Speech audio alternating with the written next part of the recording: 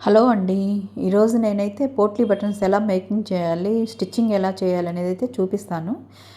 ముందుగా అయితే మనకి థర్మాకోల్ బాల్స్ అయితే తీసుకోవాలండి. తర్వాత ఒక 2 అంగుళాల సమంగా ఉండే ముక్కలనైతే కట్ చేసుకోవాలి. మనకి ఎన్నైతే కావాలో అలాగా ముక్కలో సెంటర్‌లో పెట్టేసి బాల్‌నైతే పూలు కనుక మాల కడతాం కదా! అలాగైతే దాన్ని కట్టాలండి. పూలు మాల కట్టినట్టు అలా కట్టి అన్నీ రెడీ చేసుకోవాలి. రెడీ చేసుకున్న తర్వాత మనకి నెక్ అయితే ఎంత అయితే కావాలో అంత తీసుకొని వెడల్పు కూడా అంతే గుర్తుపెట్టుకోవాలండి. వెడల్పు గుర్తుపెట్టుకున్న తర్వాత దాన్ని అన్ని గీసుకొని దాన్ని రౌండ్ నెక్ లేకపోతే స్టార్ అయితే స్టారు, ఏ నెక్ అయితే ఆ నెక్ మనకి గీసుకోవాలి. నేనైతే రౌండ్ నెక్ పెడుతున్నాను.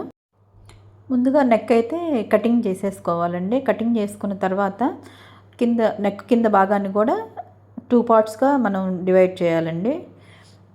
ఇలా 2 భాగాలు డివైడ్ చేసుకున్నాక ఒక భాగానికి మాత్రం మనం పోట్లీ బటన్స్ అనేది యాడ్ చేయాలి. ముందుగా అయితే పోట్లీ బటన్స్ కోసం వన్ సైడ్ పాదాన్ని అయితే అమర్చుకోవాలి.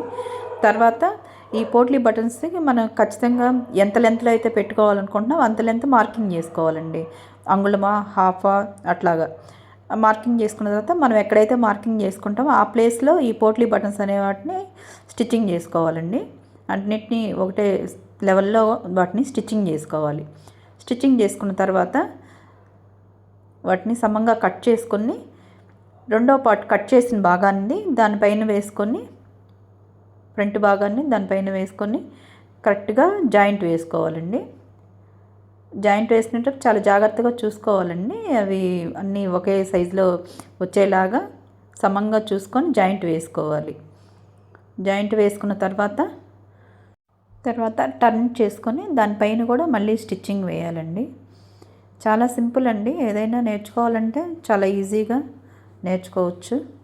లైక్ చేయండి, సబ్స్క్రైబ్ చేయండి. మరిన్ని వీడియోస్ కోసం ఏమైనా ఇలాంటి వీడియోస్ చేసి పెడుతూ ఉంటానండి. లైక్ చేయండి.